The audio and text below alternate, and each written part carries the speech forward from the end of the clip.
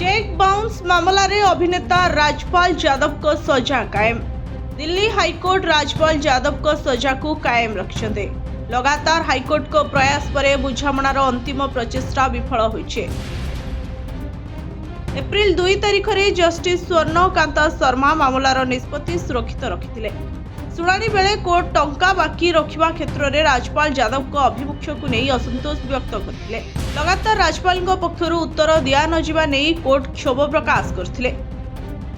Undertaking रे किछि कुहा जायथिबा बेले आपण आउ किछि कहउछन्ते कहिथिले कोर्ट। बॉलीवुड हास्य अभिनेता राजपाल यादव को समस्त 7टी जाक चेक बाउंस मामला रे दिल्ली हाईकोर्ट 3 मास लेखाए दंडादेश को कायम रखिछन्ते। एथिसह कोर्ट कहिछन्ते 7टी जाक मामलार सजा एका संगरे लागू हेबो। तेणु राजपाल यादव को 3 मास जेल दंड भोगिबाकू पड़िबो। एथिसह प्रति मामला रे 1.05 कोटी टंका जरिमाना करिसेंती कोर्ट। एभली भाबे 7टी जाक मामला रे कोर्ट मोट 7 कोटी 35 लाख टंका जरिमाना करिसेंती। कोर्ट को निर्देश अनुसार प्रत्येक मामला रे अभियोगकारी को 1 कोटी 4,75,000 टंका एवं राज्य सरकार को 25,000 टंका देवाकू पड़िबो।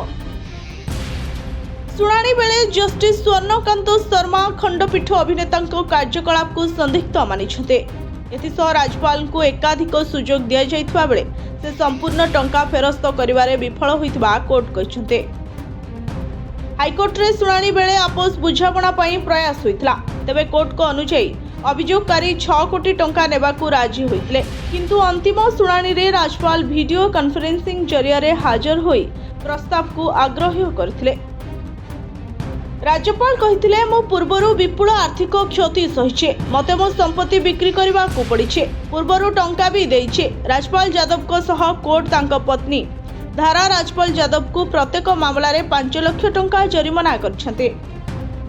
ब्यूरो रिपोर्ट सोना न्यूज।